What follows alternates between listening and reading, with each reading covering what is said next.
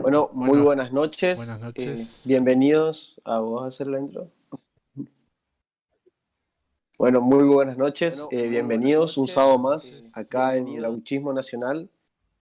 Bueno, hoy tenemos dos grandes invitados. Bueno, todavía falta el segundo invitado, Juan Doe y también Tesón Iván. Ahora está Juan acá, así que ¿Cómo andan, chicos? bien, bien, todo Díganos tranquilo. ahí en el chat si se escucha todo perfecto, así que mientras En el tanto chat, ¿cómo están? vamos a ir arrancando por el principio como siempre. Eh, ¿Es verdad que Trump era parte del Partido Demócrata antes de cambiarse? ¿Me, Antes... me lo me lo preguntás a mí? ¿Querés que te conteste? Mira, la verdad que la historia de Trump como político, se puede decir, porque a ver, él siempre fue un empresario, ¿no? Hasta 2016. Pero su vida política en realidad nunca estuvo asociada al Partido Demócrata ni al Partido Republicano. Él estuvo asociado al, lo que se llama el Partido Reformista, que bueno, siempre trataba de ser como una tercera opción antes del Partido Libertario. Nunca arrancó muy bien, pero él nunca estuvo ni en el Partido Demócrata ni en el Partido Republicano. El único partido en el que estuvo afiliado fue al Partido Reformista, después se fue. Lo que sí él le donaba a tanto el Partido Demócrata como el Partido Republicano. Y él siempre donaba, obviamente, como cualquier empresario en tiempos modernos, él le donaba al partido que estaba en el poder, ¿no? Cuando estaba Bill Clinton en los 90, él le donaba un montón de plata al Partido Demócrata. Después, cuando estaba Bush en el poder, le donaba un montón de plata a Bush. Después, la única vez cuando no estuvo cuando no siguió al presidente que estaba de turno fue con Obama, que nada, le donó un montón de plata a Romney y a McCain para que le ganen Obama. No le ganaron, siguió Obama, y bueno, él siempre, ahí sí tomó una postura más de opositor, pero él siempre estuvo con la corriente, obviamente, como cualquier empresario, ¿no? No sé si lo responde tu pregunta. Claro, sí, sí, era más un... apuesto siempre al ganador más que estoy Sí, con un sí, sí, partido, ¿no? totalmente. Uh-huh. Claro, y al tener tanto poder, digamos, él podía estar con el quien quiera también. Sí, a ver, en Estados Unidos, la verdad que acá nos quejamos en Argentina, pero en Estados Unidos pasa un montón. A ver, él cuando quería hacer una construcción en Nueva York tenía que pedirle 850 permisos tanto al Estado de Nueva York como al gobierno federal, y para eso necesitas pagar la famosa cometa, tenés que pagar coima. Y la coima, ¿cómo se pasa en Estados Unidos? Como donación. Entonces, nada, él quería abrir un hotel enfrente del Central Park y que tenés que pagarle una donación al gobernador de Nueva York, y le tenés que pagar una donación al Partido Demócrata Nacional, ¿entendés? Y funciona así hasta el día de hoy también. Interesante. Y una vez ya eh, en campaña como presidente, ¿qué viste vos que lo hizo resaltar al punto de que nadie creía que ganaba y ganó igual? Bueno, la campaña de Trump siempre fue como muy espectacular, pero en el sentido propio de la palabra, ¿no? Fue como una campaña bien mediática, algo que nunca había visto Estados Unidos, en mi opinión. El tipo llevó lo que es el mundo del espectáculo, el mundo del show business, lo llevó a la política. Bueno, o sea, desde el día que él se presenta como candidato, que dice, en un mismo anuncio dice que va a bajar impuestos, como nunca en la historia del país, dice que va a construir un muro, dice que va a pelear mano a mano contra China. El tipo, desde el primer día, o sea, fue una fuerza que nunca o sea, con propuestas que nunca se había visto en Estados Unidos. A menos que las digan así tan de manera directa, ¿no? Porque, a ver, por ejemplo, Reagan, otro presidente republicano, hizo un montón de las mismas cosas que está haciendo Trump ahora, pero nunca fue muy explícito en campaña que iba a hacer esas cosas, ¿entendés? Él siempre lo pegaba más por el lado ideológico o filosófico, pero Trump dijo, no, yo voy a ir y le voy a poner una arancel a China y le voy a ganar una guerra comercial y van a terminar eh, pidiéndonos perdón. Y fue y lo hizo, ¿entendés? Entonces, son cosas que la gente vio, que el tipo no tenía ningún problema en decirlo, y yo creo que a medida que lo iba repitiendo, y cada vez iba teniendo más presencia en los medios, se hizo como una bola de nieve y terminó ganando la elección. Yo nunca tuve dudas que iba a ganar la elección, desde el primer día que lo vi, porque la verdad que era una cosa que, a ver, o sea, si perdía la elección era porque se la habían robado. Porque cuando vos haces una campaña con tanto impulso, con tanta fuerza, y haces así como una revolución cultural, como se podría decir que hizo Trump, no perdés una elección. O sea, esas situaciones así nunca perdés una elección. Cuando cambiás tanto el eje de la discusión política en un país, es porque lograste mover el amperímetro y esa elección al menos la vas a ganar. Después hay que ver, obviamente, si logra consolidar ese movimiento, que sería la elección de este año. Sí, también usó mucho redes sociales, perdón, estoy leyendo los comentarios, ¿no? Sí. Usó mucho las redes sociales, como ningún otro. A ver, hay puntos que marcan como una diferencia en la comunicación de un presidente, de un candidato a presidente. Una fue cuando salió la radio, que el presidente Roosevelt, FDR, usó la radio, fue el primer presidente en usar la radio. El pibe hablaba una vez por semana, tenía como su propio programa, y hablaba por una hora, creo que era no sé si eran los viernes, ¿no? O los jueves, una cosa así. Un día por semana el tipo iba y hablaba una hora directamente a la población. Eso fue un antes y un después. Después vino obviamente la televisión, que el que aprovechó mucho eso fue Kennedy, haciendo así, no conferencia de prensa, ni tampoco cadenas nacionales, pero así hablándole al público directamente por la televisión. Y yo creo que el primer presidente que logró hacer esta revolución en la comunicación una vez más fue Trump con las redes sociales. Con Twitter más que nada, con el Obamagate y todas esas Obamagate. El Obamagate es espectacular. Si quieren después lo explico en detalle el Obamagate, pero ya el mero uso de decir Obamagate ya es impresionante. O sea, sí, el tipo lo tuitea, dice Obamagate, signo de exclamación, y ya se hace trending topic. Sí. Eso es otra marca muy característica de su forma de comunicarse, que él no se explaya mucho, sino que son frases muy cortas y que van directamente al choque. Bueno, le habla directamente, tal vez suena un poco duro decirlo así, pero le habla directamente a la clase media y a la clase baja, que no tiene ganas de escuchar una hora de un discurso político al Obama con un montón de cosas discursivas que terminan no diciendo nada. El tipo quiere evocar 2 o 3 mensajes y que lleguen al que le tenga que llegar, y al que no le gusta o al que no lo entiende, problema suyo. Lo que tiene mucho Trump es eso, él no trata de caerle bien a todos. Él entiende muy bien que tiene su propia base y que puede llegar a convencer hasta una cierta cantidad de votantes moderados o votantes independientes, como quiera decirle.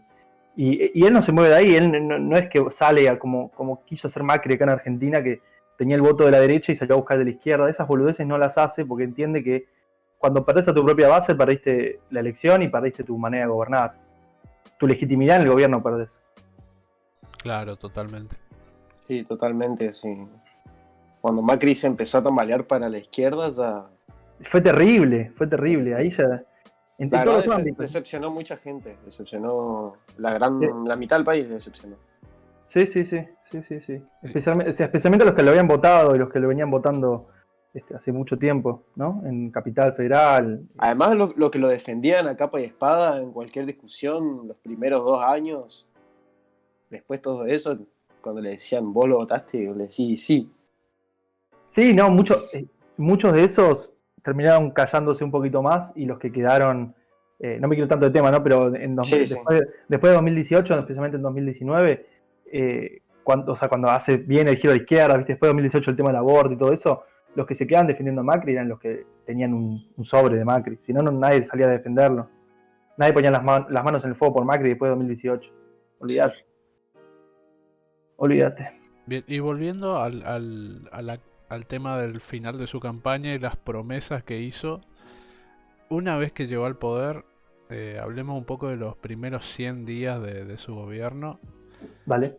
La primer medida que tomó fue la reducción de cargas económicas y regulatorias en la Ley de Protección al Paciente y Cuidado de la Salud Asequible. ¿Qué es todo esto?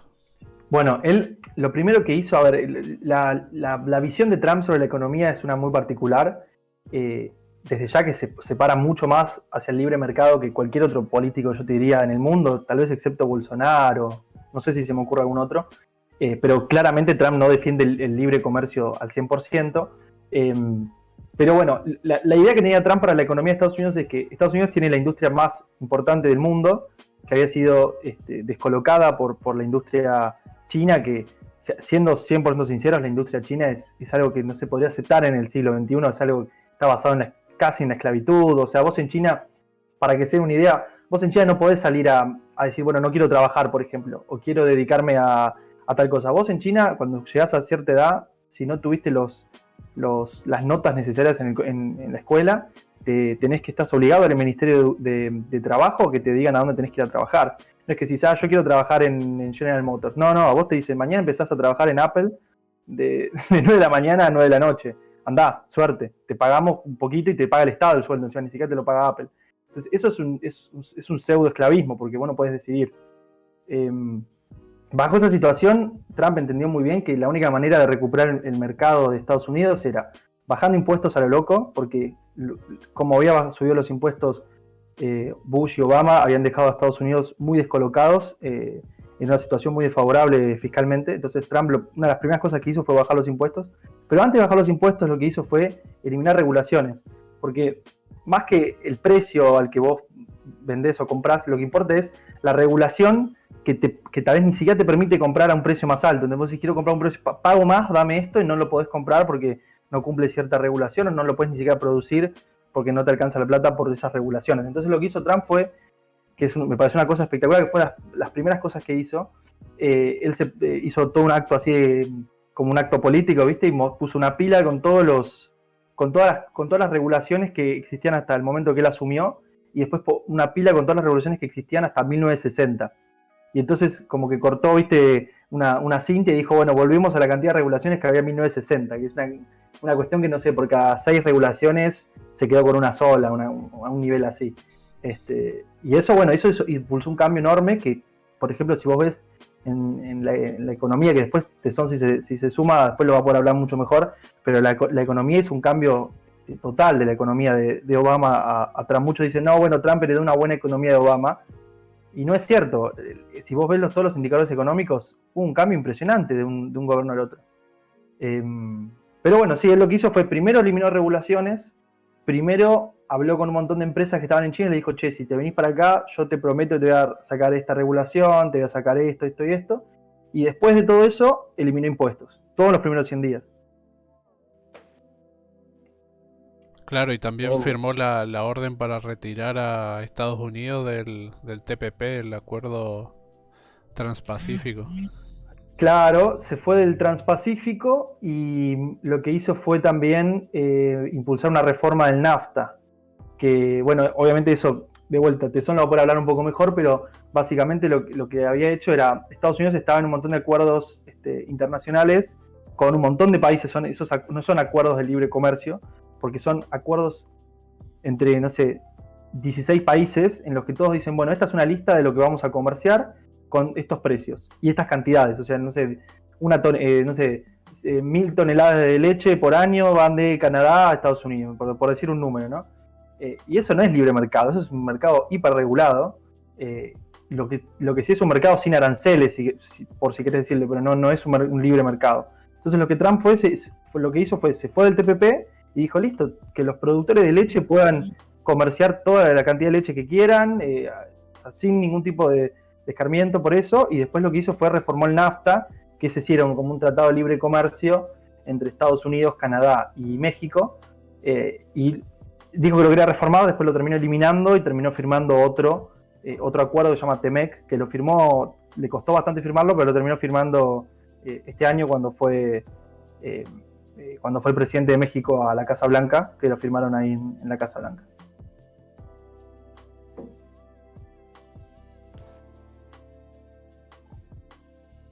Y el siguiente decreto que tomó fue la restringir la entrada de inmigrantes de países como Irak, Irán, Siria, Libia, Somalia, Sudán y Yemen por 90 días, que me acuerdo que se armó un escándalo increíble. Sí, fue un quilombo. El tema es que, bueno, ahí otra cosa que hay que acordarse es que hoy parece muy en el pasado, pero los primeros 100 días de Trump en el gobierno tuvo que lidiar con ISIS. No sé si se acuerdan de ISIS, el grupo terrorista ese que básicamente fue una de las grandes cosas que le hizo perder la elección a Hillary Clinton y a Obama, porque la verdad que hicieron un desastre internacional, un desastre mundial que queda para la historia con ISIS. Al principio lo financiaron, después lo dejaron de financiar, después lo volvieron a financiar, después lo dejaron de financiar. Un delirio lo que hizo el gobierno de Obama con ISIS. Y bueno, lo que hizo Trump, ni bien llegó, fue, primero de todo, puso este impedimento a que entren personas, que se habló mucho que se le decía el Muslim ban, porque era como una prohibición a que entren musulmanes. Pero en realidad nada que ver. En realidad lo que era, agarró, no sé, son 8 países, no sé, agarró una cantidad de países y dijo, estos países son promotores o son socios de ISIS, o están permitiendo que ISIS prospere en sus países. Entonces les vamos a prohibir la entrada por 90 días como para que no entren terroristas al país, básicamente. Y en esos 90 días lo que hizo Trump fue, destruyó a ISIS, dejó de desaparecer. Y encima lo que hizo Trump fue espectacular, porque no es que él mandó al ejército a destruir a ISIS. Ya había cierta cantidad de soldados de Estados Unidos en Siria y en Irak, y lo que hizo básicamente fue, se puso con las tropas de Turquía y con las tropas de Rusia y les dijo, vamos todos juntos a eliminar a ISIS, porque lo que hacía Obama era, él quería eliminar a ISIS, pero no quería, Rusia también estaba en la misma región queriendo eliminar a ISIS, y se peleaban entre ellos por quién lo quería eliminar, y al final nadie lo eliminaba, y ISIS seguía, y lo que hizo Trump fue, me quito el camino, Rusia, hacé lo que quieras en Siria, yo hago lo que yo quiero en Irak, y así eliminaron a ISIS en 2 meses. Entonces, eso fue una cosa que se lo criticó mucho, pero fue lo que permitió que Estados Unidos no tenga ningún otro ataque terrorista, porque la verdad que desde que hizo eso no tuvo ningún ataque terrorista en 4 años. Cabe recordar que con Obama tenían, al final del gobierno de Obama, tenían un ataque por mes. Me acuerdo de un ataque que hizo uno de ISIS en un boliche gay en Florida, que mató como 42 ¿Era personas. uno de ISIS o era un loco nomás? No, era uno de ISIS. Lo que tenía ISIS es que ISIS no era como Al-Qaeda, porque Al-Qaeda organizaba ataques ellos mismos. O sea, ellos agarraban así un mapa y decían, vamos a hacer un ataque acá, y lo planificaban entre ellos.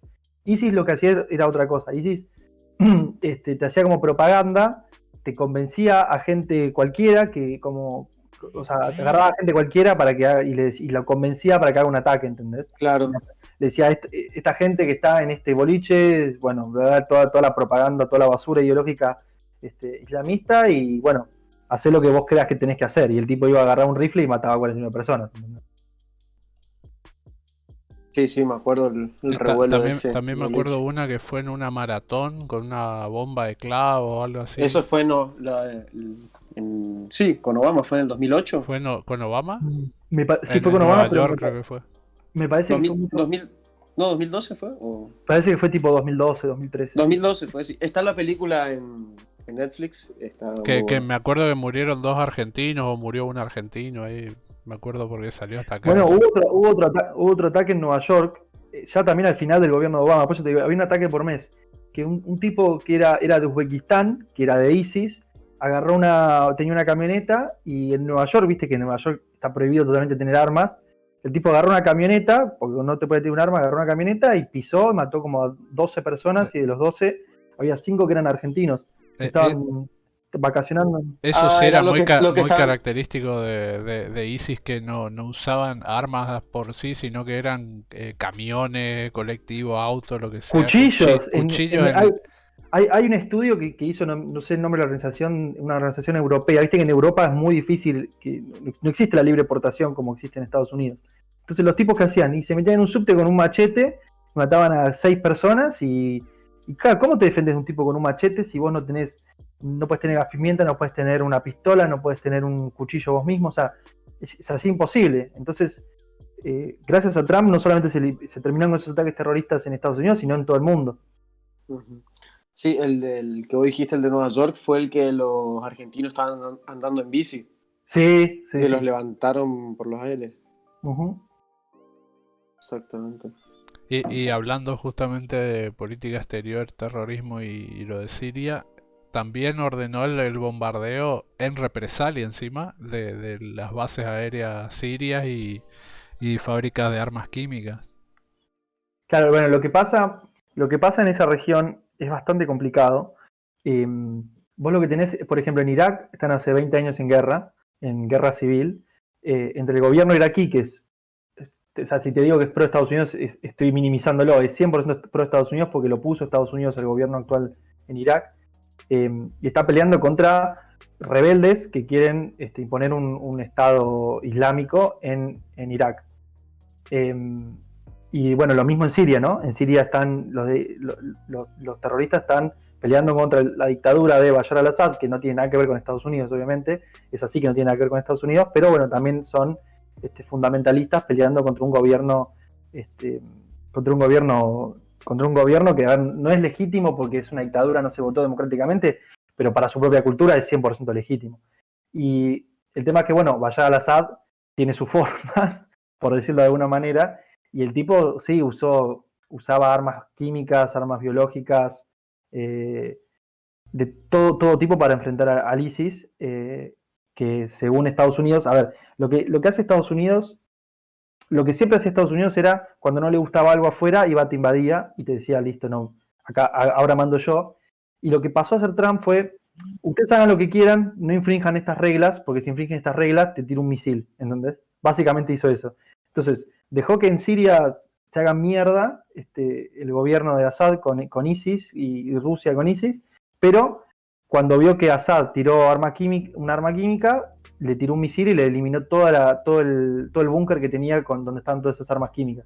Entonces le dijo, yo no me meto en tu guerra, vos seguís peleando la guerra, tranquilo, pero esta arma química no la usas más. Y así fue todo su gobierno, que en mi opinión es 1000 veces, es una posición mucho mejor que las anteriores, que era, bueno, no me gusta tu gobierno, como hizo Bush con Afganistán, no me gusta tu gobierno y te invado. O como hizo Obama con Libia. Como hizo Obama con Libia, como hizo Obama con Yemen, como hizo Obama con Siria, sí. Aparte, dato aparte de que él avisó con anterioridad que iban a ser bombardeadas para que desalojen y no haya bajas civiles ni colaterales. Sí. Igual eso es un poco propaganda de los medios, ¿no? En esas bases donde tienen esos búnkeres no hay civiles. Fue en un aeropuerto militar. ¿Qué civil puede haber ahí? Ninguno. Los misiles que tiene Estados Unidos son 100% precisos. Fíjate cuando mataron al tipo a Soleimani, el iraní, que eso ya es más al final del gobierno, ¿no? Claro, sí. Pero fíjate cuando lo mataron, le volaron un auto, o sea, le tiraron un misil desde las costas de no sé dónde y el misil cayó y reventó solamente un auto. O sea, uno piensa, un misil te va a tener un montón de bajas civiles alrededor.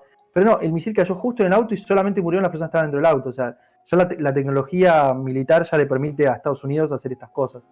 Es verdad, puede ser que antes cuando estaba Bush, este tipo de tecnología no estaba y no te quedaba otra. Si querías matar a tal persona tenías que ir y matarlo personalmente. A Bin Laden lo tuvieron que matar personalmente. Claro, tal cual. Personalmente. Sí, tuvieron que ir personalmente con los rifles y matarlo, tal cual. Están preguntando en el chat si a los kurdos se los dejó medio en bolas después de derrotar a Bueno, ISIS. lo que pasó con lo que pasó con los kurdos también, todo lo que pasa en Medio Oriente es un quilombo. Eso es algo que hay que tener en cuenta. O sea, no existe el bien y el mal allá. O sea, son todos malos. Lo que pasa con los kurdos es que los tipos no tienen una nación propia, ¿no? Son un pueblo, son una etnia, y los tipos no tienen una nación propia, están entre Siria y Turquía, y tanto Siria como Turquía no los quiere y los dos los atacan y los empujan hacia el otro país siempre, ¿no? Entonces están ahí como en el limbo entre Turquía y Siria. Los tipos tienen algunas comunidades bastante bien formadas con sus propios estados. Los tipos son principalmente comunistas, esto es algo que hay que aclararlo, tienen una ideología 100% comunista, feministas, tiene una cosa que ponen a las mujeres primero, los generales son todas mujeres, tiene esas cosas medio raras que vos decís, ¿de dónde se les habrá ocurrido esto, no? Peleando ahí en el medio del desierto, esas cosas no se te ocurren, ¿no? Tal vez alguien les dijo que tienen Alguien que hacer les enseñó. Claro, ¿no? Pero bueno, cuestión que Obama, durante los años de Obama, peleando en Siria, le había puesto mucha plata y había entrenado muy fuerte a los kurdos, como que los eligió y dijo, bueno, este pueblito que está acá, pueblito, es una comunidad muy importante, les vamos a dar armas, les vamos a entrenar y les vamos a enseñar a pelear contra ISIS, para que sean los kurdos los que le ganaron a ISIS y que no sea Assad o Rusia, ¿entendés? Como que estaba esta cosa de Obama que quería ser él o sus aliados los que ganaran la guerra en vez de ganar la guerra y seguir adelante, ¿entendés?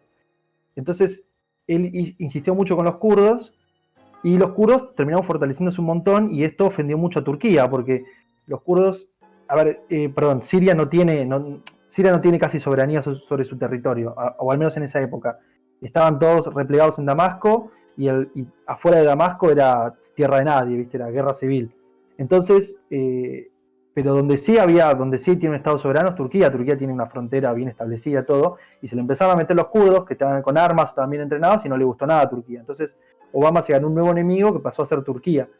Entonces, lo que dijo Trump fue yo no me quiero pelear con Turquía, no me quiero pelear con Rusia. Entonces, lo que hizo fue sacó todo esto, le dejó de mandar armas, los dejó de entrenar, le sacó un montón de bases militares que tenían alrededor del territorio kurdo, y dijo, bueno, arréglense, listo, hasta acá llegó mi intervención.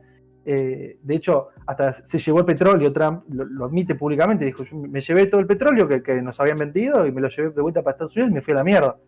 Y ahí fue cuando los ataca Turquía, y eso creo que fue la operación Primavera Turca, una cosa así, que atacaron a los kurdos, los hicieron un poco mierda, es verdad, pero después Trump llamó y le dijo a Turquía, bueno, ya tenés tu victoria, deja de atacarlos. Y ahí se llegó a un acuerdo, y en una semana creo que ya se había calmado esa guerra. Pero bueno, lo importante fue que Estados Unidos dejó de ser el policía del mundo, que a mí me parece es algo fundamental, de que Estados Unidos no esté metido, viste, ahí con los kurdos, a ver cómo los kurdos se pelean con Turquía, a ver si te puedo ayudar, después, ahí no, mejor te ayudo a este otro. Es un quilombo que no conviene meterse y conviene dejar todo libre, en mi opinión, ¿no? Claro, sí. Y otra cosa que caracterizó mucho el gobierno de Trump fue lo de retirar tropas de Afganistán, de todo el Medio Oriente, y creo que formó una coalición de países para que se encarguen de sus propios problemas y no tener que estar poniendo tropas estadounidenses en otro país. Claro, sí, exactamente. A ver, con Afganistán yo creo que es donde más pudo sacar tropas, porque Afganistán es un país que invadió Bush, no sé si en 2002, me parece que no se lo tomen a cierto, porque también me estoy confundiendo la fecha, pero me parece que en 2002 invadió Afganistán, después del ataque del 2001.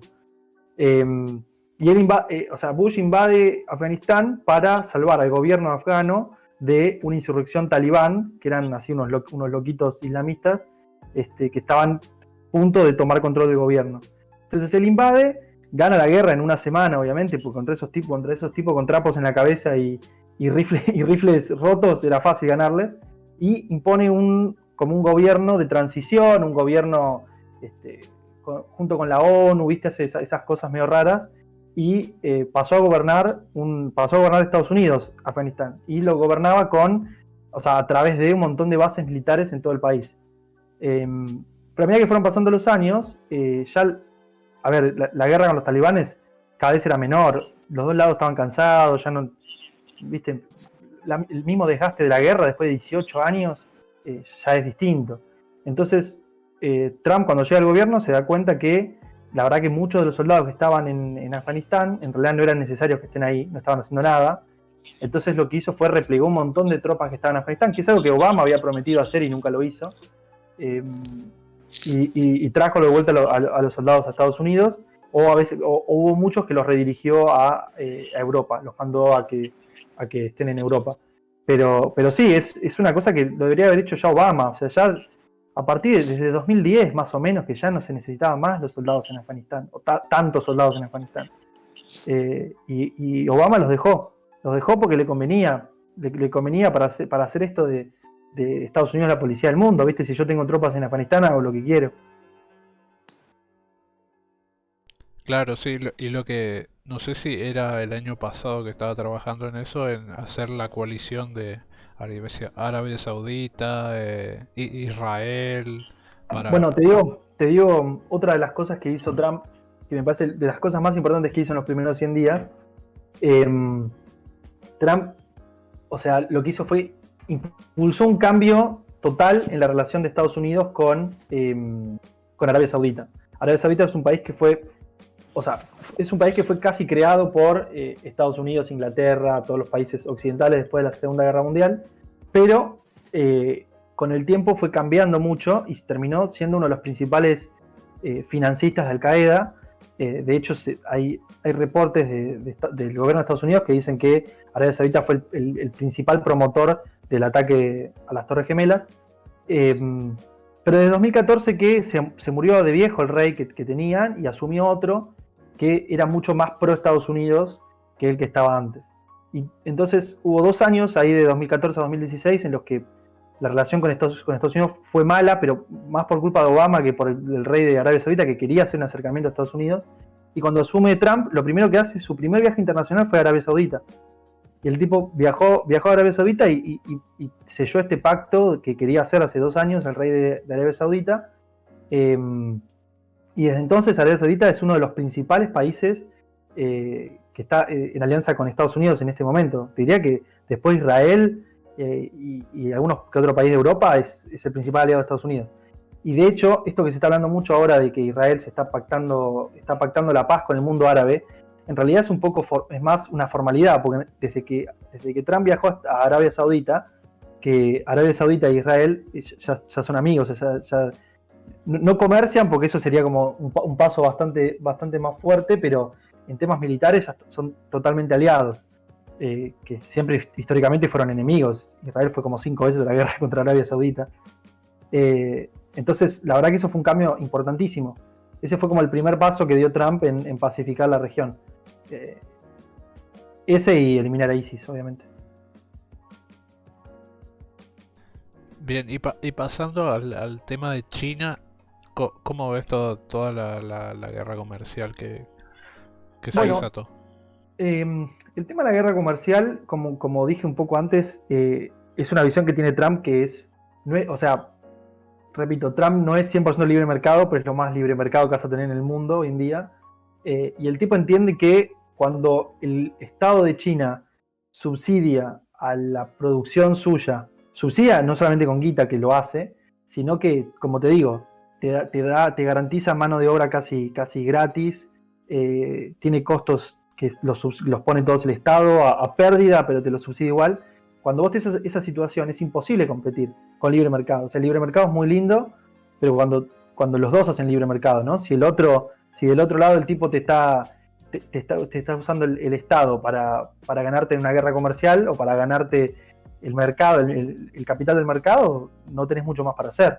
Entonces, lo que hizo Trump con el tema de los aranceles, obviamente no es la mejor opción, pero es una opción que debería estar en la mesa y que es totalmente utilizable, y le permitió justamente esto de China, por ejemplo, el año pasado, antes del COVID, tuvo que devaluar la moneda. Es algo que no hacía hace 20, 30 años. Tuvo que devaluar su propia moneda para mantenerse competitivo contra Estados Unidos. Es una locura. O sea, Estados Unidos estaba siendo más competitivo que China, que tenía mano de obra gratis, ¿entendés?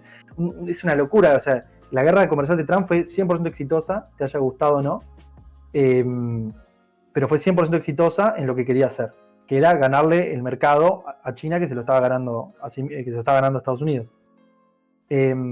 Los efectos que pudo haber tenido la guerra comercial con China, es verdad que pueden haber sido negativos para Estados Unidos en un principio, pero todo eso quedó cubierto con el enorme boom económico que logró Trump con otras cosas. O sea, vos cuando gobernás tenés que hacer una balanza, ¿viste? Puedo relegar un poco la economía, ya que me está yendo tan bien por otras cosas que hice, para ganarle una guerra comercial a China. Son cosas que podés decidir hacer. Lo que no podés decidir hacer es, dejo que China haga lo que quiera, y en 10 años China gobierna el mundo. O China es el país más importante del mundo, y eso es algo que no podés lograr, no podés permitir en Estados Unidos.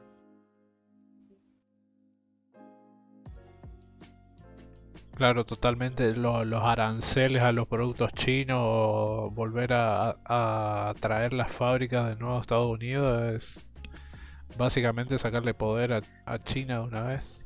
Y para los americanos es muy importante también. Los americanos tienen mucho esto de...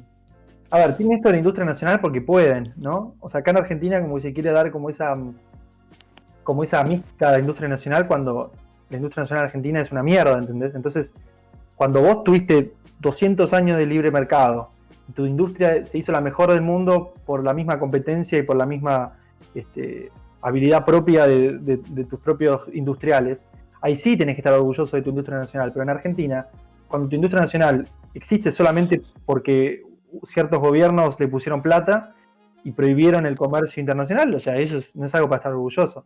En cambio, Estados Unidos sí están orgullosos porque tuvieron 200 años de libre comercio, entonces están recontra orgullosos de su industria nacional porque es la mejor del mundo.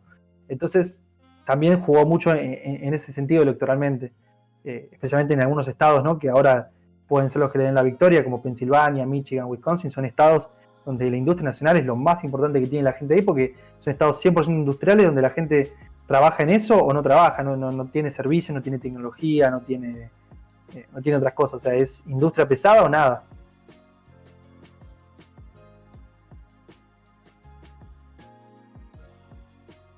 ¿Cómo?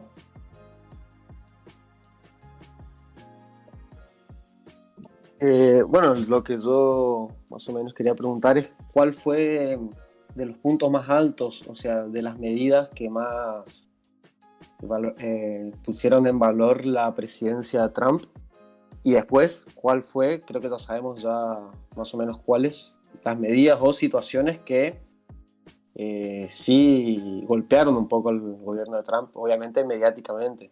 Bueno, el gobierno de Trump tuvo, al menos desde la política, ¿no? Después seguramente Tesó pueda hablar un poco más de la economía, pero yo creo que desde la política tuvo dos caras. Tuvo una cara en la que fue el gobierno más exitoso de la historia de Estados Unidos, al menos en la cantidad de cosas que logró en 4 años.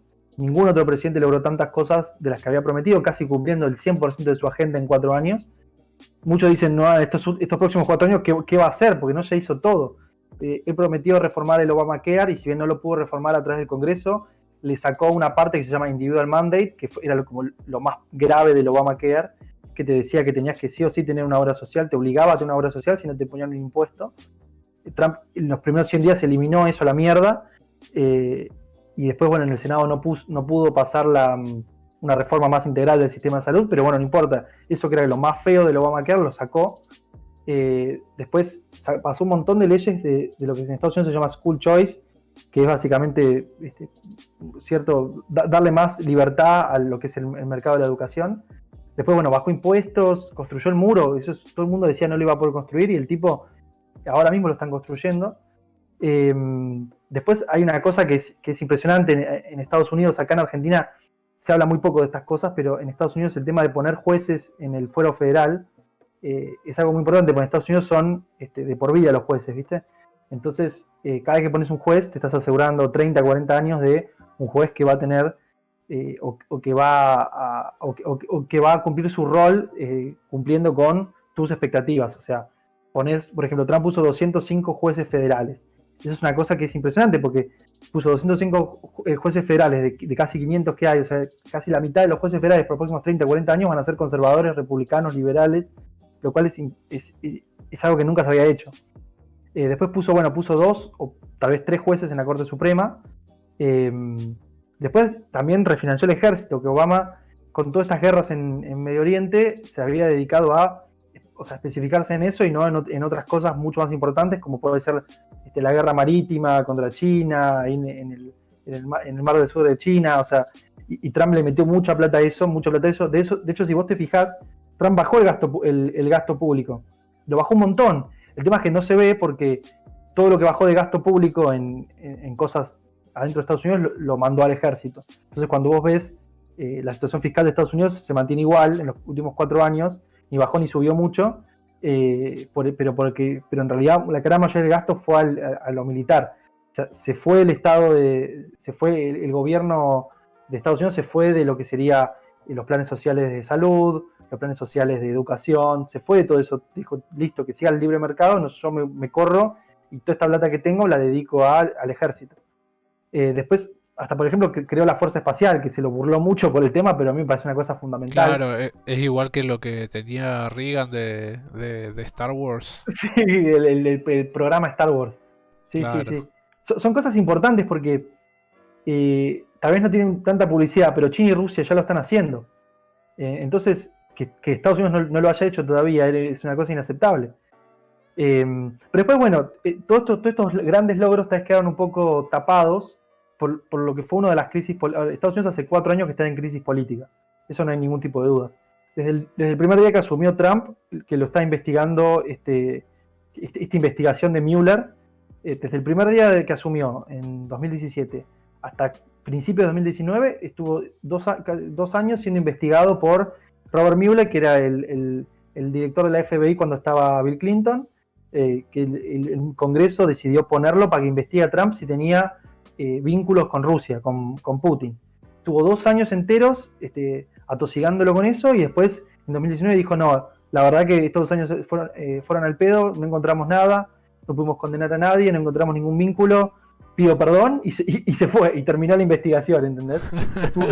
Estuvo 2 años con eso, que es caótico, te limita muchas cosas de las cosas que vos podés hacer. Y el famoso impeachment por lo claro, de Ucrania. Y encima, pero terminó esto de Mueller, que se lo llamó Russiagate, porque estaba investigando esto con Rusia, terminó eso, y no sé, le dieron un mes de gracia y le empezaron con el tema del impeachment, o sea, no lo dejaron gobernar.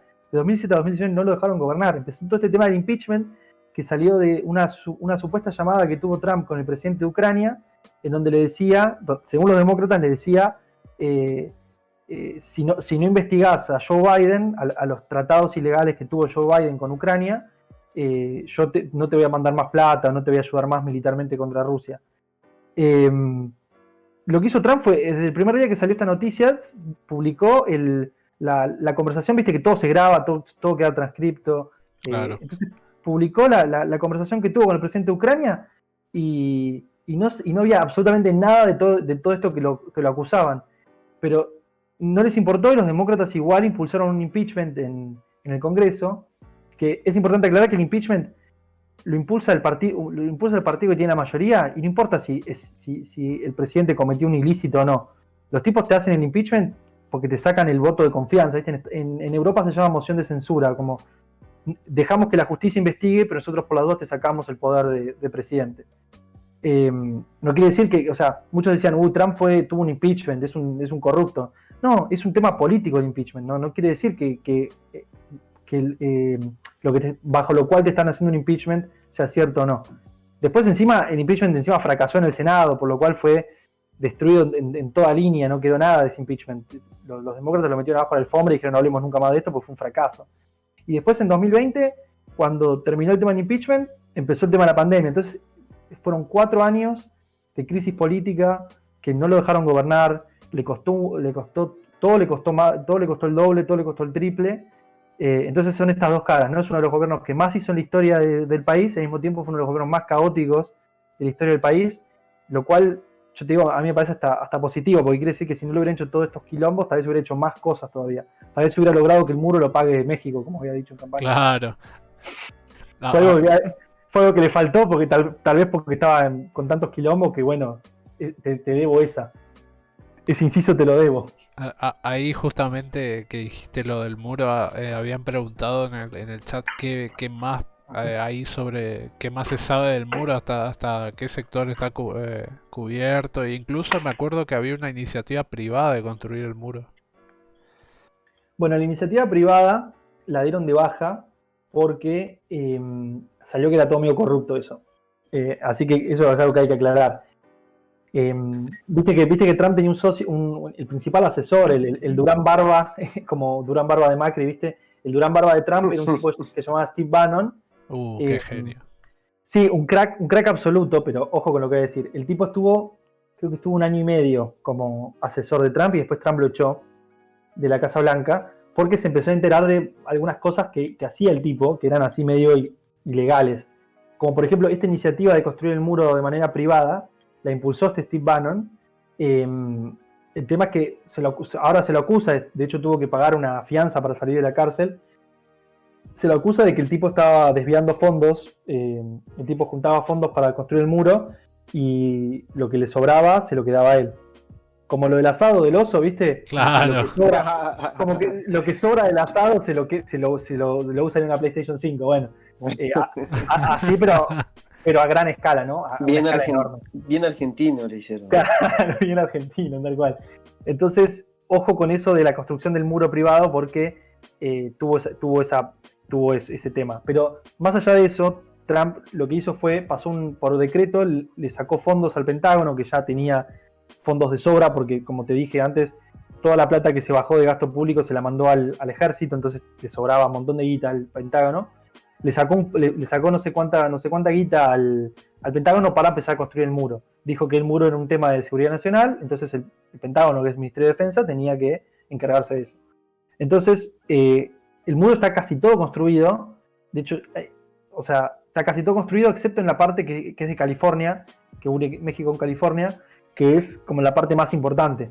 Entonces, está construido en la gran extensión de territorio, pero está construido en una extensión de territorio que no es la más importante, porque en donde pasa la gran mayoría de los ilegales es por California.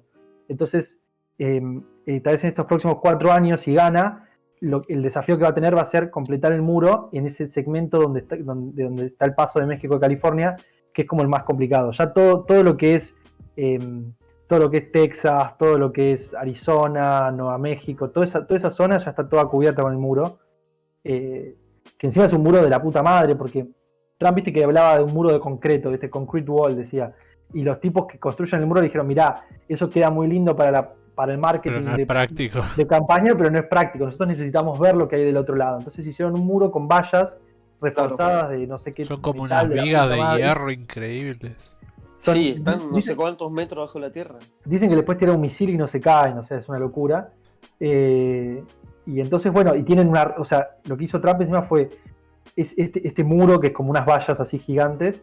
Después hizo como toda una ruta que va tipo lindando el muro para que los tipos de ICE, que es la patrulla fronteriza, se puedan desplazar con mayor facilidad. Lo que tenían muchos problemas los tipos, a veces los tipos cortaban o veían que había alguien cruzando ilegalmente y no llegaban a tiempo con el helicóptero o con los autos, porque el terreno es una mierda, ¿viste? Entonces se hizo como esta ruta toda fronteriza para que los tipos puedan ir en un segundo y agarrar a los que cruzan ilegalmente.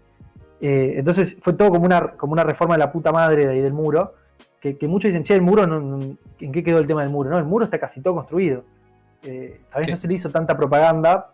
Sí, no se le hizo propaganda mediática.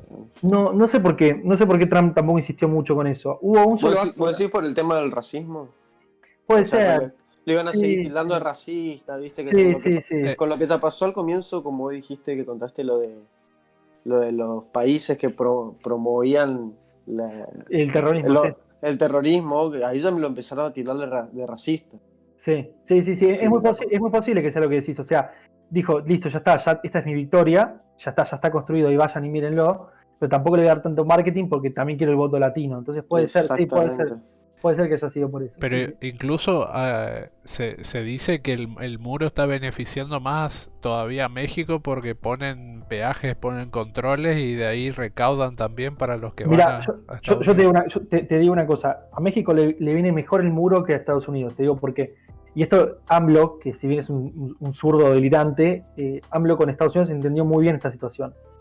El muro no se puede haber construido si Trump no negociaba con el presidente de México, ¿no? Eso es algo que tiene que estar claro porque México te puede poner 1.000.000 de amparos distintos, te puede hacer una denuncia en la ONU, te puede hacer un montón de quilombos, que México no hizo nada de todos esos quilombos y permitió que se construya el muro, porque México entendió que el muro, si bien de este lado evita que los inmigrantes ilegales se vayan a Estados Unidos, del otro lado evita que los traficantes de armas entren a México. Y México tiene muy regulado el tema de las armas y todos los narcos agarran las armas de Estados Unidos. Mandan un tipo allá a Texas, compra armas y se vuelve a cruzar a México, ¿entendés? Entonces, a México le viene mejor todavía el tema del muro porque evita que le entren un montón de armas que van directamente a los carteles de narcotraficantes. Entonces, AMLO estaba re contento con el muro. Fíjate que AMLO no protestó nunca por el muro. Estuvo hasta hace 2 años como presidente y nunca protestó por el muro. Claro, sí. Nunca condenó el muro. No, nada. Por lo menos eso. Sí. Sí, México, acá dice en los comentarios, es más antimigrantes que Estados Unidos, sí, mucho más antimigrantes. De hecho, México tiene su propio muro al sur. Al sur, para los países de Centroamérica que claro, invaden. Honduras, Guatemala, El Salvador, no dejan entrar a nadie. ¿No? Ellos tienen un muro de la puta madre también al sur, ¿no? Dejate joder. Son recontra antimigrantes los mexicanos. Muy nacionalista el país mexicano. Sí. Bastante nacionalista. Como es, conservador también. Incluso me acuerdo después del debate subí un clip en el que cuando Trump le decía lo de Hunter Biden, que era un cocainómano y todo eso. Y había muchos latinos que viven obviamente en ciudades demócratas y estaban diciendo cómo pueden bancar a alguien que tiene a los latinos en campos de concentración y mete niños en jaulas. Yo me pregunto hasta qué nivel de delirio hay con la propaganda de eso, boludo. Mirá, yo te digo, lo de los niños en jaulas es espectacular, porque lo de los niños en jaulas es culpa de Obama encima, porque Obama cuando Obama fue presidente, él tenía un discurso en 2008, ¿no? Tenía un discurso recontra anti-inmigrantes.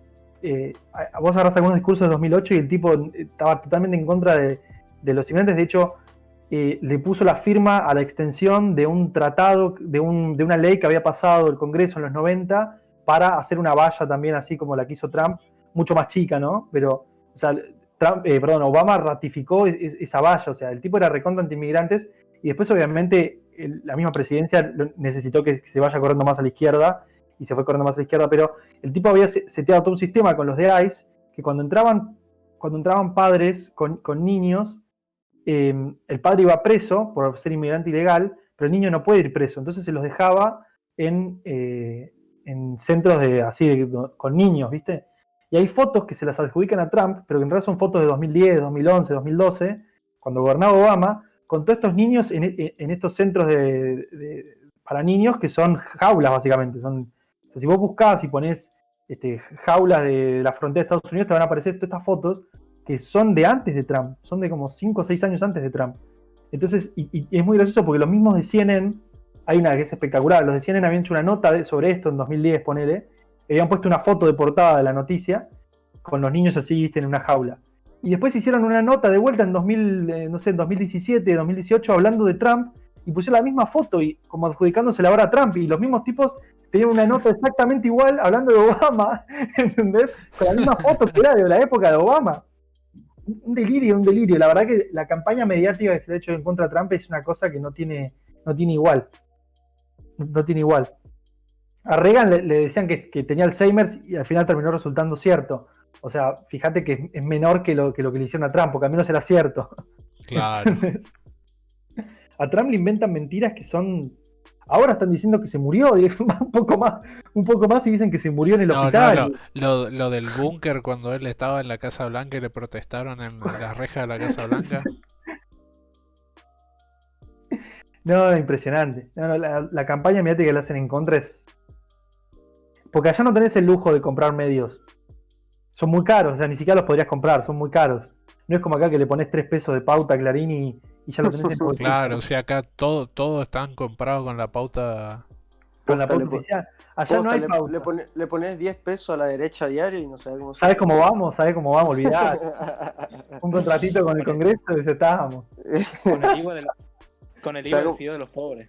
¿Sabes cómo lo van a militar a Alberto después? Si pone plata, lo van a militar a Bernie, boludo. Que dice que Bernie es la derecha del peronismo. Qué delirante Bernie, boludo. Qué delirante Bernie. Que renuncie, si es la derecha del peronismo, que renuncie y haga su propio partido. Yo lo banco, si que hace su propio partido, pero que renuncie primero, porque si no, no puede ser. Y ahora que estamos en la última media hora, quería hablar de justo el tema que no tocamos, que es uno de los más importantes de toda la presidencia, que es las negociaciones con Corea del Norte. Sí, es importantísima. ¿Hasta dónde llegó? O sea, lo que se firmó, la famosa foto que los vimos a Kim Jong y Trump juntos, y qué negociaciones se están haciendo ahora con Corea del Sur. Sí, Trump fue el primer presidente de la historia en pisar Corea del Norte, por ejemplo. Sí, no, la verdad que es histórico lo que hizo. Trump desde el primer día, a ver, es muy loco porque si vos lo analizás, lo que hizo Trump cuando llegó al gobierno con Corea del Norte es lo mismo que hizo Reagan con la Unión Soviética. Ni bien llegó, se puso una postura casi que te tira una bomba nuclear. O sea, me acuerdo esos tweets que tiraba de... que alguien le avise al dictador de Corea del Norte que tengo un botón rojo en mi escritorio y no tengo miedo de usarlo. O sea, esas cosas bien violentas que cuando vos la ves, yo tengo la teoría que cuando vos la ves en Twitter, cuando Trump tuitea eso, es porque ya se lo dijo personalmente antes, ¿entendés? Claro, y hubo una escalada tremenda, los misiles sobre Japón, todo. Sí, volando misiles por Japón. Al principio fue un quilombo y la postura de Trump fue, si seguís con este quilombo, te vamos a erradicar del mapa. O sea, ojo ojo, pues te vamos a erradicar del mapa. Y entonces lo puso muy contra las cuerdas en el tema económico también, y ahí hubo también mucho negociado con el cuerpo diplomático de Trump, ¿no? Que está compuesto por Mike Pompeo, Jared Kushner, que es el esposo de la hija. Tiene todo un equipo diplomático Trump que es de la puta madre, y todas esas personas atrás de escena estuvieron hablándole por el oído a Kim Jong-un y también al equipo de Kim Jong-un, y le dijeron, che, mirá que hay un mundo mejor, que vos podés tener un mundo mejor. O sea, si vos te dejás de hacerte tan el loco, nosotros podemos suplantar toda la plata que te da China. Porque, a ver, Corea del Norte es un país que existe solamente por China. Es como Bielorrusia con Rusia. Los tipos no tienen industria nacional, no tienen campos, no producen nada, no tienen servicios, nada. Lo tienen todos los servicios son públicos y los financia directamente el Estado chino. O sea, no pagan impuestos los coreanos del norte porque no tienen ingresos. O sea, es un calvario. Ese país no hay trabajo. Me acuerdo que hubo mucho apriete hacia China para que acate las sanciones contra Corea del Norte, porque era el único país que no le quería meter sanción económica. Claro, exactamente. Entonces lo presionó muy fuerte, y ahí hubo un viaje que hizo el dictador ¿cómo se llama? Kim, el dictador de Corea del Norte, hizo un viaje a Singapur. Claro, sí. Que yo creo que los mismos diplomáticos de Trump lo dijeron, vení, te llevamos a Singapur, mirá lo que puede ser tu país. Yo creo que hubo algo de eso. Obviamente no está confirmado, es una opinión mía, ¿no? Y yo creo que cuando fue a Singapur el tipo vio que tiene un poquito, porque Singapur también es medio una dictadura. O sea, tiene un solo partido, es medio como una dictadura, pero es como la dictadura de Chile, ¿viste? Claro, en sí. los 80, es 100% libre mercado. Entonces le dijeron, vos podés seguir en el poder, no estamos viendo que te vayas del poder, pero mirá lo lindo que puede ser tu país si te vas del lado de China. Entonces, desde ahí le dijeron, bueno, lo que tenés que hacer es parar de tirar misiles. Tenés que parar de tener armas nucleares, porque nosotros no podemos negociar con un país que tiene armas nucleares. Pues es una política que tiene Estados Unidos desde la Segunda Guerra Mundial, que ningún país que no sea, viste, así de China, Rusia o los países europeos pueden tener bombas nucleares. Entonces, le dijo, dejá tu programa de bombas nucleares. También se dice, hay también otro rumor de que Trump le dinamitó las bombas nucleares que tenía, como que se las mandó a hacer, porque viste que, a ver, como Corea del Norte, como nadie puede negociar, ni comerciar, ni intercambiar nada con Corea del Norte, los tipos tienen que desarrollar la bomba atómica por su propia cuenta.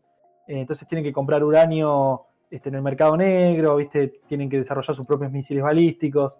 Entonces, lo que se dice es que Trump fue y le reventó el búnker donde tenía los misiles balísticos y le dijo, mirá, más te vale aceptar el acuerdo porque no tenés ni siquiera armas ahora. Entonces, bueno, todo esto que no se sabe mucho, es todo mucha especulación obviamente, no se sabe mucho qué fue lo que pasó, pero de repente un día el dictador de Corea del Norte hizo como un clic y dijo, bueno, voy a firmar la paz con Corea del Sur, voy a pacificar esto porque ya no da para más. Se habrá dado cuenta que la guerra comercial el dictador de Corea del Norte tampoco es boludo, se habrá dado cuenta que Trump le iba a ganar la guerra comercial a China, y Corea del Norte se va a quedar sin China y sin Estados Unidos, ¿entendés? Entonces dijo, bueno, me voy a alinear un poco más cercano a Estados Unidos, y fue esto que fue una cosa histórica, que firmaron el cese al fuego de la guerra de Corea del Norte, de la guerra de Corea, que seguía activa en realidad en papeles, seguía activa desde 1950. Entonces firmaron el fin de la guerra, devolvieron un montón de cadáveres de soldados que habían quedado del otro lado de la frontera. Y bueno, fue Trump, especialmente a la frontera entre Corea del Norte y Corea del Sur, y cruzaron juntos de un lado para el otro, y fue la primera vez que un presidente de Estados Unidos iba al lado de Corea del Norte. Con lo cual fue todo histórico, todo muy positivo para la región, una gran baja para China también. Y bueno, y finalmente quedó un poco medio en suspenso este acuerdo, porque bueno, pasaron un montón de cosas en el medio, ¿no? Como te dije antes, el impeachment, hicieron un impeachment a Trump, pasó lo del coronavirus, entonces quedó todo medio en suspenso. Eso es como que quedó muy atrás, ¿viste? Cuando algunas personas te dicen, no, que Trump esto, Trump lo otro, tipo, no se dan cuenta de que una de las cosas más importantes también fue la paz entre las Coreas. Sí, Corea del Norte más o menos tiraba, hacía un test de armas nucleares todos los meses. Sí. Y ahora eso no está más. Y eso tal vez parece medio boludo, pero para los Corea del Sur es una locura. Imagínate tener un país, nosotros tenemos a Uruguay testeando armas nucleares ahí en el Río de la Plata. No puede ser, ¿entendés? Es una locura. Entonces, que se haya frenado eso ya es de por sí un golazo. y se terminó la guerra esta, que era una guerra en papeles, pero era una guerra en fin. Y el próximo paso es que Corea del Norte se empiece a abrir al mundo, que Trump decida sacarle las sanciones económicas y que Corea del Norte empieza a separarse de la teta de China, porque básicamente Corea del Norte vive con la plata que le manda China, si no, no existe, es Haití, ¿entendés? Sí. Claro.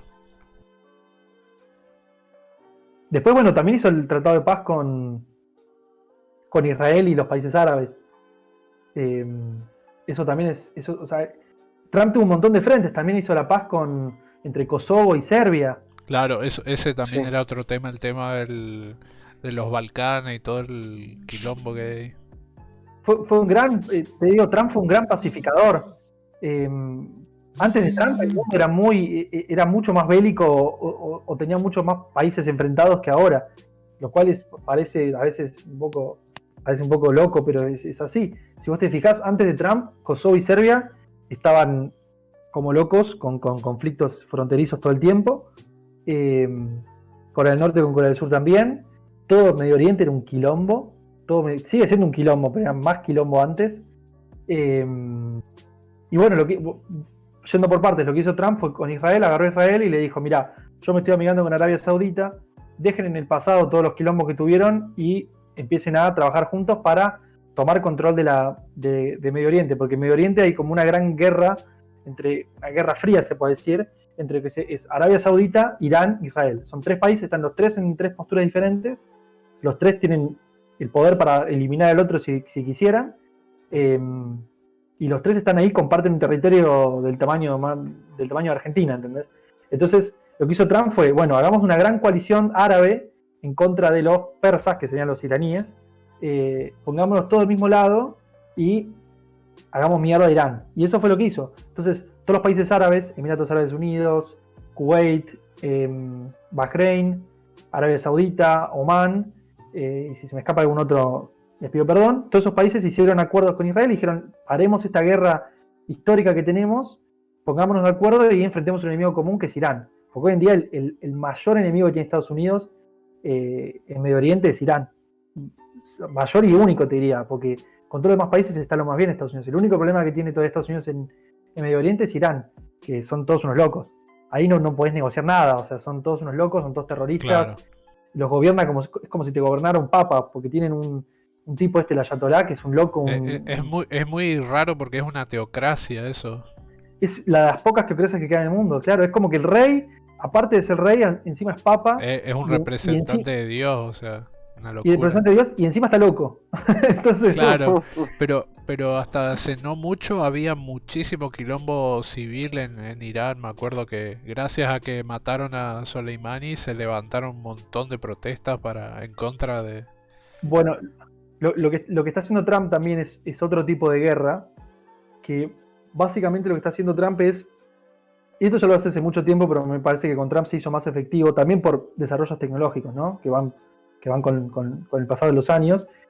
Estados Unidos logró infiltrarse dentro de Irán en lo que son las redes sociales. Hoy en Irán hay un enorme grupo de gente en redes sociales que piden por la vuelta del Shah, que es este loco, el Ayatolá, el dictador que tienen. Lo que hizo fue le hizo un golpe de estado al rey que tenían y se puso como él, como el líder del país, el líder supremo del país.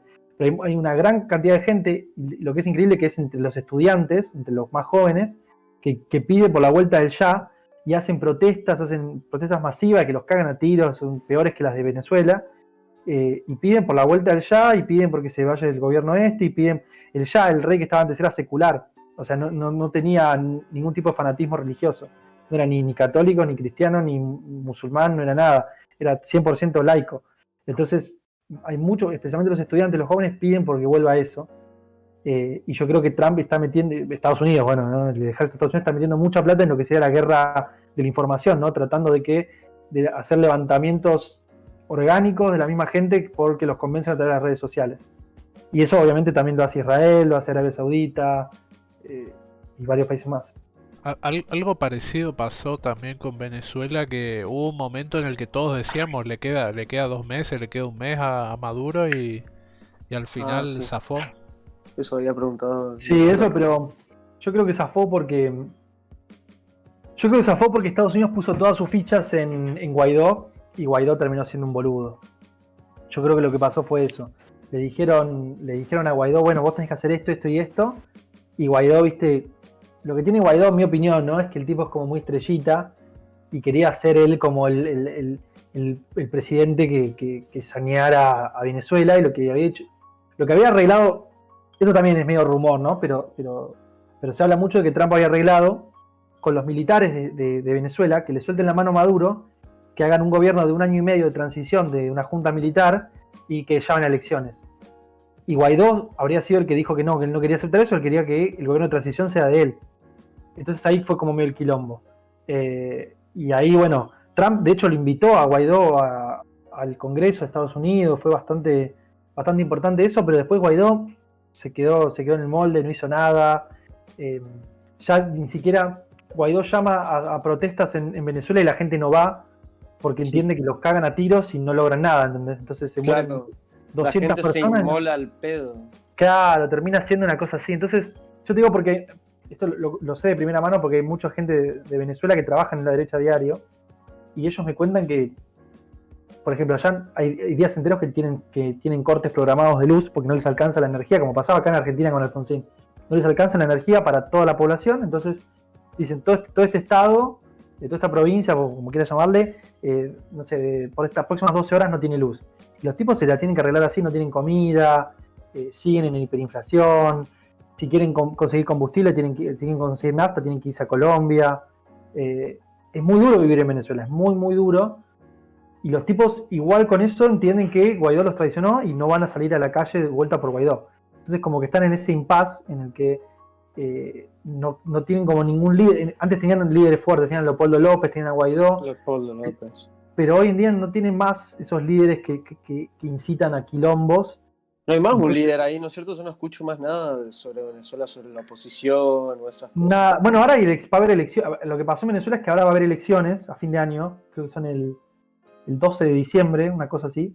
Va a haber elecciones en Venezuela, que las convocó Maduro, elecciones legislativas, obviamente, elecciones presidenciales no hay hace años.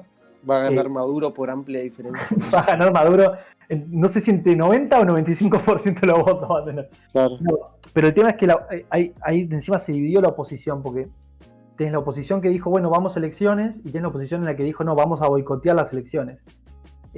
Corina Machado, que es lo más de derecha que podrías llegar a tener entre los principales partidos opositores, dijo, no, yo no voy a convalidar esta elección, la vamos a boicotear, vamos a decir a nuestra gente que no vaya ni siquiera a votar. Y después por el otro lado tenés a los de, ¿cómo se llaman? El tipo este Hernán Capriles, que dice, sí, yo voy a... De hecho se hizo una reunión con el canciller de Maduro y dijeron, bueno, vamos a ir a elecciones. Que son unas elecciones en las que le van a truchar todos los votos, ¿entendés? Olvídate. Es un delirio de elecciones con esa gente. Pero bueno, van a ir a elecciones en diciembre, van a armar una nueva asamblea y el tema es que ahí ya ni siquiera vas a poder hablar de Guaidó como presidente legítimo. ¿Viste? Se habla de Guaidó como presidente legítimo. Claro. Porque Guaidó lo que hizo fue...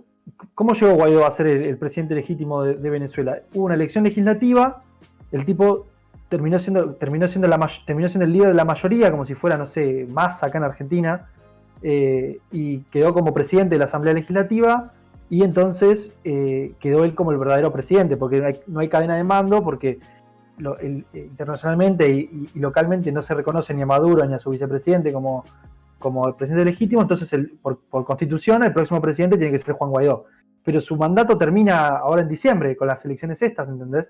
Entonces ni siquiera va a haber un presidente legítimo, presidente encargado, presidente interino al mando. Guaidó ya dijo que él va a mantener su estatus de presidente encargado porque él entiende que la elección no es legítima, entonces su anterior elección va a tener doble mandato. Se inventó como una rosca así, que encima no fue bien vista por la gente, porque dice, bueno, si nos libramos de Maduro, que es un dictador que se mantiene en el poder indefinidamente, vamos a terminar con Guaidó, que va a terminar siendo otro dictador que se mantiene en el poder indefinidamente. Entonces, como que hay mucho quilombo ahí, y Trump, evidentemente, en un año electoral, más que hacerle sanciones económicas... No se va a ensuciar metiéndose. No, ni en pedo se va a ensuciar, tampoco con Irán, no. En los años electorales en Estados Unidos son muy, muy chotos en el sentido de política internacional porque no se animan a hacer nada. A- Son a- solamente buenas noticias, te dicen, ¿viste? Solamente logramos el acuerdo de paz entre Israel y Emiratos Árabes. Sí, después todos los demás quilombos que hay en el mundo no hacen nada públicamente, ¿entendés? Algo que me sorprendió mucho cuando publiqué el clip ese de Trump era muchos nicaragüenses pro Trump por las medidas que había tomado Trump en contra del dictador de Nicaragua. Yo no sabía de esas medidas. Sí, Nicaragua tiene un dictador que se llama Daniel Ortega, que es otro loco de mierda entre todos los que hay en Latinoamérica. Que sí, el tipo tiene una dictadura así tipo la de Maduro, que no se habla mucho de esta dictadura porque es un país más chico, Nicaragua, pero todas las acciones que se han hablado de Trump contra Maduro, en todas estaba también el dictador de Nicaragua. O sea, la gran mayoría de las sanciones que puso Trump abarcan también a la dictadura de Nicaragua. Lo que está logrando Trump ahí igual les está haciendo como una toma ahí en Centroamérica, porque ahora hace poco ganó en República Dominicana un presidente que es pro-Trump, no es de derecha ni en pedo el presidente, pero internacionalmente es pro-Trump. Después en Salvador ganó Bukele. El queridísimo Bukele. Es un genio. Después en Guatemala ganó Yamatei, que también es medio pro-Trump, más o menos, pero como que todos están más alineados con Trump que con el chavismo, ¿entendés? Entonces como que lo terminó aislando. ¿Qué queda? Cuba, Nicaragua y Venezuela como dictaduras en la región. Y Argentina. Y Argentina.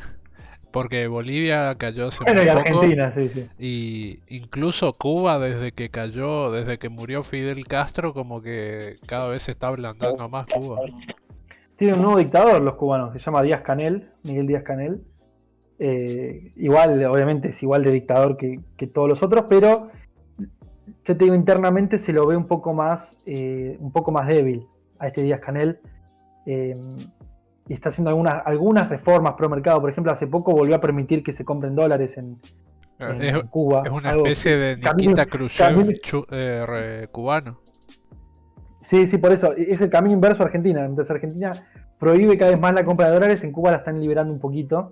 Porque ya se dieron cuenta que si no pueden ni siquiera comprar comida. Entonces liberaron un poquito el dólar y obviamente la gente en un segundo se pasa el dólar, ¿viste cómo es? Claro. Pero bueno, sí, yo te digo que en 4 años más de Trump, yo tengo mucha confianza que si Trump completa 4 años más, ya todas estas dictaduras si siguen estando, van a estar tan debilitadas que van a terminar cayendo. Creo que la dictadura más importante que tiene que caer es la de Venezuela, para así caer toda la línea bolivariana esa. Muchachos, Venezuela es un país muy importante, llegó a ser, como viste como se habla de Argentina, que Argentina en 1895 fue el país con el mayor PBI del mundo, PBI per cápita del mundo, viste, que se habla de la Argentina rica, todo eso. Bueno, antes de eso, en 1820, 1830, el país que más riqueza tenía en el mundo era Venezuela, cuando ni siquiera había descubierto el petróleo, era Venezuela era de los países más ricos del mundo. 150 años después es el país más pobre del mundo. Entonces, claro, son cosas que impactan mucho porque en las generaciones, ¿no? Tal vez los más jóvenes ni saben que Venezuela en una época era una potencia económica, pero los abuelos tal vez sí lo sabían, ¿viste? Entonces, también muchos años antes de Chávez estaba muy bien posicionado. El boom del petróleo fue increíble. Sí. Muchos años antes de Chávez también estuvo pero posicionado. Le jugó en contra el petróleo, Le jugó en contra porque se pusieron a hacer populismo con el petróleo. Claro, si no tenían petróleo ni existía. Chávez lo que dijo es, tengo un cofre de oro, tengo una mina de oro acá en Venezuela que si la logro nacionalizar puedo gobernar 100 años sin que me puedan ni tocar porque tengo toda la plata del mundo, ¿entendés? Y es lo que hizo. Y el tipo lo primero que hizo fue reformar la Constitución, estatizó el petróleo, estatizó todos los medios de energía. Es muy fuerte. Bueno, en Bolivia pasó lo mismo con el tema del gas. Evo Morales le hizo un golpe de Estado al boludo que ahora quiere ir en contra que quiere ser candidato ahora a Carlos Mesa. El tipo era presidente, era tipo Macri, un presidente así de centro derecha, se podría decir, pero era muy boludo. Y Evo Morales como líder sindical le hizo un golpe de Estado, lo obligó a renunciar y después fueron a elecciones y ganó Evo Morales y lo primero que hizo el primer día de gobierno estatizó el gas de Bolivia. El gas y el cobre, ¿viste? Claro. Aunque entonces, bueno, ahora creo que si gana la reelección, creo que lo primero en la agenda va a ser sanear todo Estados Unidos de ese cáncer que es Antifa. Sí, yo creo que tiene primero ese desafío, sí, sin lugar a dudas. La verdad que lo de Antifa es una locura. ¿Cómo permitió a Estados Unidos que se le infiltre así esos delirantes que parecen el fit de cada Argentina? Literal, es el fit pero con armas automáticas, son retrasados. Sí, tal cual. Pero bueno, es muy fuerte el tema de Antifa ya, no es joda.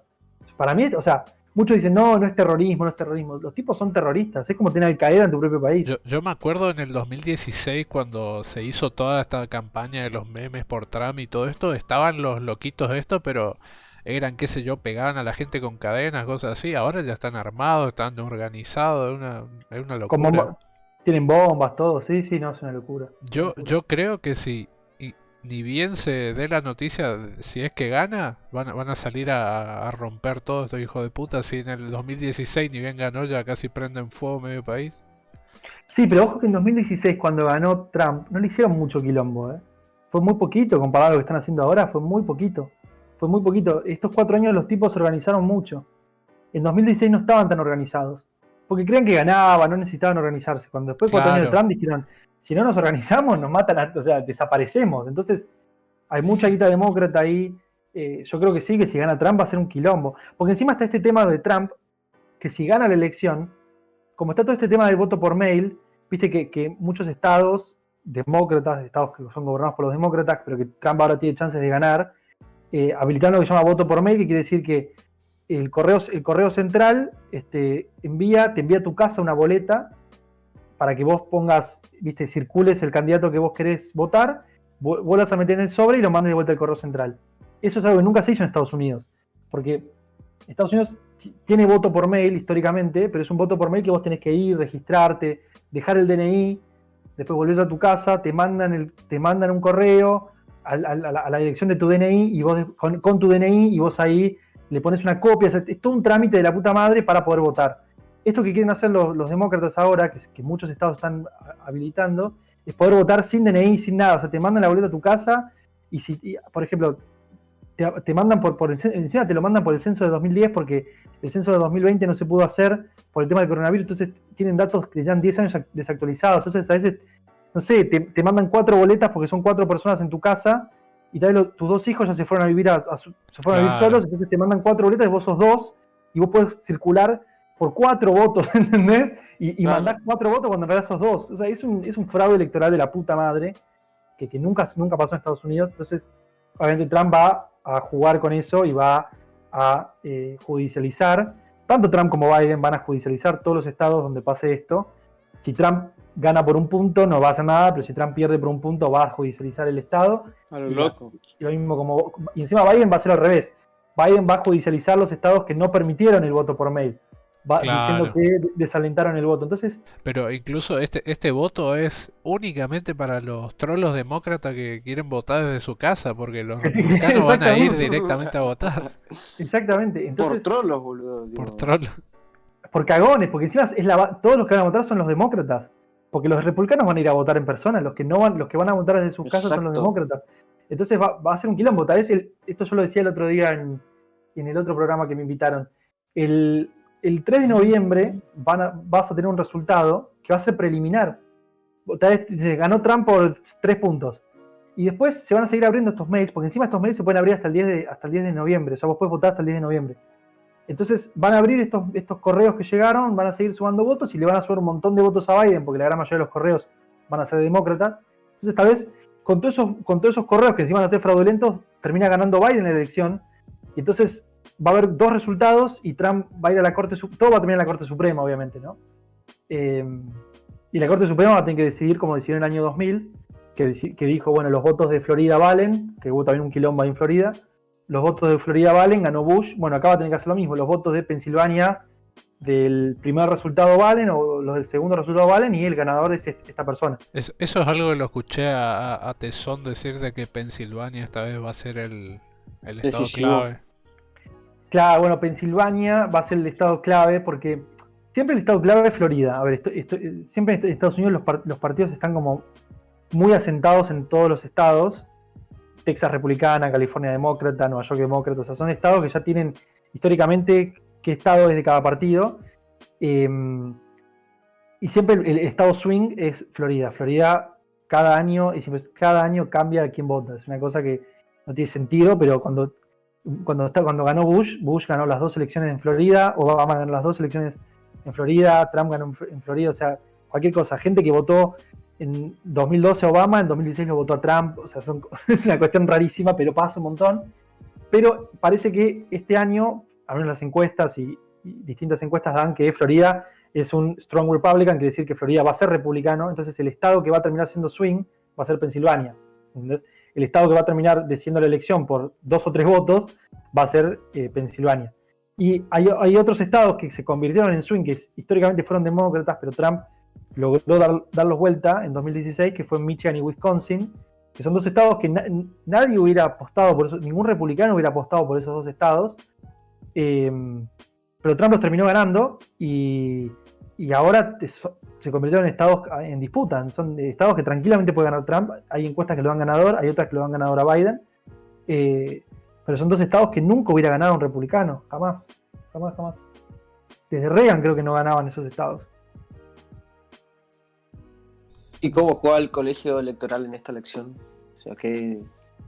Y bueno, el colegio electoral, lo que tiene Estados Unidos, que muchos, hasta periodistas importantes, como, qué sé yo, periodistas importantes de acá, ¿no? Yo, Longobardi, me acuerdo una vez lo estaba escuchando en la radio y me quería arrancar los pelos porque el tipo no entendía cómo funciona el colegio electoral. En Estados Unidos la gente no elige al presidente, lo elige el colegio electoral. Lo que hace la gente es vota por los electores de su estado. O sea, por ejemplo, en Florida gana Trump. Entonces, los 35, creo que son 35 electores que tiene Florida, tienen que votar a Trump. El tema es que hay algunos estados en los que esta palabra, la palabra más importante es tienen. Hay algunos estados en los que ni siquiera tienen que votar a esa persona. Es solamente una consulta. Por ejemplo, en Texas no tiene esto. Entonces, los electores de Texas pueden votar a quien quieran. No tienen que votar a los que votó la gente. Pueden votar a quien quieran. Es como solamente una consulta. Bueno, la votación dio Trump, pero los tipos pueden votar a quien quieran. De hecho, pueden votar a alguien que ni siquiera fue a la elección. En 2016 hubo un elector de Texas que votó a Ron Paul, que es otro republicano. O sea, ni siquiera tienen que votar a la persona que está entre los dos partidos principales. Claro. Entonces, bueno, los tipos se juntan, los electores después de la elección se juntan y eligen a un nuevo presidente. Históricamente, creo que excepto 1 o 2 veces, y te estoy hablando 1 o 2 veces en el 1800, siempre votan al que ganó la elección, ¿no? En su propio estado. Después, lo que hay mucho es el tema del voto popular. El voto popular, sumás los votos de todos los estados y muchas veces no te da el voto de los electores, pero por una cuestión demográfica, pero no tiene nada que ver con la elección, ¿entendés? Obviamente en California hay no sé cuántas millones de personas, entonces el voto del californiano vale menos que el voto de una persona en Arizona, por ejemplo. En Arizona hay 3 personas y en California hay 10 millones. Entonces, los 10 millones tienen solamente, no sé, 280 electores y los de Arizona tienen, no sé, 20. Una cosa así, no sé, estoy diciendo cualquier número, ¿no? Pero estos números ni siquiera reflejan el voto popular, porque claro, tiene que ver más con la cantidad de senadores que tienen. Es un sistema en el que son Estados Unidos, son estados que eligen al presidente. No los elige la gente, son los estados. Exactamente. Y eso Longobardi no lo entendía. Longobardi decía, me acuerdo patente cuando fue la elección de Hillary Clinton, decía, Hillary Clinton ganó la elección y se la están dando a Trump. Y el tipo no entendía que Hillary Clinton no ganó ninguna elección. No existe la elección por el voto popular. En Estados Unidos te eligen los estados. Entonces Hillary Clinton no ganó ninguna elección. Claro, porque por voto es un hecho popular. Estadístico. Claro, porque ellos le daban por el voto popular a Hillary Clinton, entonces como que estaban indignados, porque te acordás del cuadrito que era azul y rojo, y contaban cuántos estados tenía cada uno, qué sé yo, cuántos votos. Sí. Sí, no, es un delirio que los tipos tienen que... A ver, el voto popular en Estados Unidos es una estadística nada más, o sea, no tiene ningún valor electoral, cero, no importa el voto popular. De hecho, Bush también ganó sin el voto popular, Obama tuvo a un voto, o sea, ganó por un voto, o sea, ni siquiera fue tendría que haberse repetido la elección si fuera por voto popular, la primera de Obama. Entonces, no importa el voto popular en Estados Unidos. No hay que tenerlo en cuenta. Las encuestadoras publican, Biden está 7 puntos arriba de Trump en el voto popular. y es posible que esté 7 puntos arriba. Esa no es una encuesta que esté mal. El tema es que necesita 7 puntos para ganar en California, ¿entendés? Pero no gana la elección, vos te fijás estado por estado y la pierde por un montón, ¿entendés? Entonces el voto popular no importa en Estados Unidos, lo que importa es la cantidad de estados que te votan. Claro. Acá en el chat dijeron que Longobardi es como un psicólogo en un examen de matemáticas. Longobardi es un imbécil, yo no entiendo qué hace siendo periodista. Es una cuestión que no pueden. Todo lo que dice está mal. Encima ahora trabaja para CNN, es un delincuente, son ese tipo de periodistas que a mí me llevaron a hacer la derecha diario, porque es una cuestión que el tipo se hace el centrista, se hace el moderado, se hace el no, yo no tengo opinión política, jamás te dice a quién va a votar Longobardi, pero cuando lo escuchás hablar, el pibe habla con el panfleto comunista en la mano, entonces decí que sos zurdo, y al menos vas a tener un poco más de credibilidad entre los zurdos, ¿entendés? Claro. Hay muchos periodistas que hacen esto, que se hacen los de centro, los moderados, los independientes, y son todos de izquierda. Entonces decime que sos de izquierda y listo, no hay ningún problema. Yo le respeto mucho más al Gato Silvestre, que te dice que es de ultra izquierda kirchnerista, que a Longobardi o a, no se me ocurre algún otro ahora, pero Pablo Vilouta es un delincuente. Es un hijo de puta Vilouta, boludo. Es un mercenario el tipo, es un mercenario y se hace el periodista independiente, es un delincuente. Se hace el de derecha supuestamente y es un imbécil. Es un imbécil, boludo. De derecha no tiene nada ese pelotudo, boludo. No, olvídate. Bueno, ya estamos en la hora de cierre. Te quería agradecer, Juan, por haber venido, por haber aceptado. No, por favor, a usted por invitarme, loco, me encantó. La piloteamos hora y media, una charla interesantísima. Impresionante, la gente en el chat estaba como loca con todo el tema. Sí, ¿no? Totalmente. Así que este martes es, ¿no? El debate entre los vicepresidentes. Sí, va a estar bueno ese. El otro está suspendido, me parece a mí, porque Trump tiene que hacer cuarentena hasta el 16 de octubre, y el debate estaba programado para el 15 de octubre. Entonces claro, pero no va a poder hay ir. un tercero, ¿no? Sí, se suspendió el segundo debate. Después hay un tercero el 22. Claro, que ahí quiero verle a Trump recuperado cagándose de risa el coronavirus ahí al lado de Biden, boludo. Hermoso va a ser eso. Bueno, déjame déjame aclarar esto porque es importante. Mira, yo tengo dos visiones de esto. Trump puede salir del coronavirus como salió Bolsonaro o como salió Boris Johnson.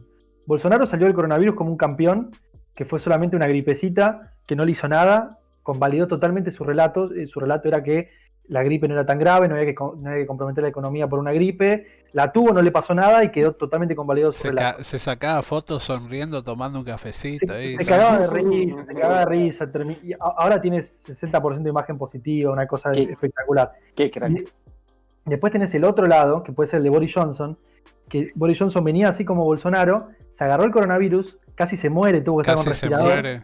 Sí, casi se muere. Y salió totalmente trolo el chabón. Salió del hospital y puso una cuarentena destructiva. Salió del closet. Salió del closet. El tipo empezó encima a hacer un montón de boludeces con, bueno, hay que estar todos más unidos. El tipo era un Trump. Johnson era un Trump hasta que se agarró el coronavirus y no sé, se hizo progre, se convirtió en Macri, boludo. Un desastre. Sí. Entonces espero que el coronavirus no le pegue a Trump para ese lado, de casi pierdo la vida, mejor me pongo más progresista, claro. Espero que no le pegue por ese lado y espero que le pegue por el lado de Bolsonaro, que les gané a todos, estoy acá y no me pasó nada. Y bueno. Pero no hay historial médico de Trump de que haya sufrido muchas enfermedades o algo así que lo comprometa. No, nada, de hecho Trump no fuma, no toma, nunca se drogó, bueno, según él, ¿no? Él nunca tomó alcohol, nada de todo eso, entonces no debería tener ningún factor de riesgo. Claro, lo que lo beneficiaba a Bolsonaro es ser ex militar y hasta te sobrevivió una puñalada también ya de paso. Una puñalada, el tipo es inmortal. Te juro que en Brasil, yo lo sé porque también en el diario hay gente que son brasileños y escriben en el diario, te juro que lo tienen como si fuera un Jesús 2.0, lo tienen como si fuera un Mesías enviado por Dios para salvar a Brasil. Lo aman al tipo, le tienen un fanatismo que nunca, ni por Perón acá en Argentina se vio algo así. Te juro que nunca había algo así claro. por un político. Un amigo me contó que tiene amigos brasileros que trabaja, el padre es de la policía militar, uno es bombero militar y lo tienen como un dios al tipo. O sea, Sí, nunca estuvieron tan bien y tan seguros con él, dicen. Sí, tal cual. Bien, Bueno. casi nos fuimos por las ramas, pero Dale, cierra el programa. nuevamente muchísimas gracias, loco, muchísimas gracias al chat que nos estuvo viendo y Muchas gracias a la gente. lamentablemente veremos si lo podemos traer en otra edición para hablar puramente de la economía, pero increíble este programa, totalmente interesante, así Muy que bien. nos veremos el martes para ver el debate en vivo, que obviamente lo vamos a cubrir. Así que queremos recordar que si ustedes tienen Amazon Prime Video, se pueden suscribir gratuitamente a este canal de Twitch y nos recontra ayudan a seguir haciendo esto. Así que nada más que decir. Un abrazo, Capo. Muchísimas gracias, Juan. Abrazo, capos. Saludos a todos. Nos vemos la próxima. Chau. From this day forward, it's going to be only America first.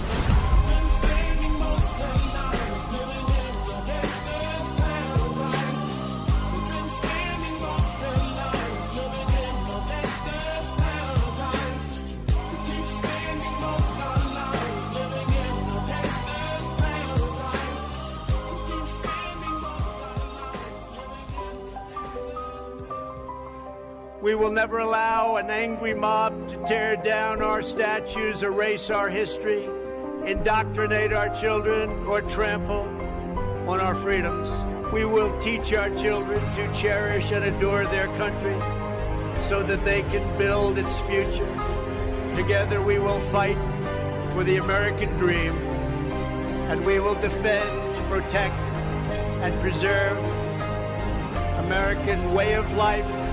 Our movement is based on lifting all citizens to reach their fullest God-given potential. Never forget, we are one family, no matter our race, color, religion, or creed. We are one America.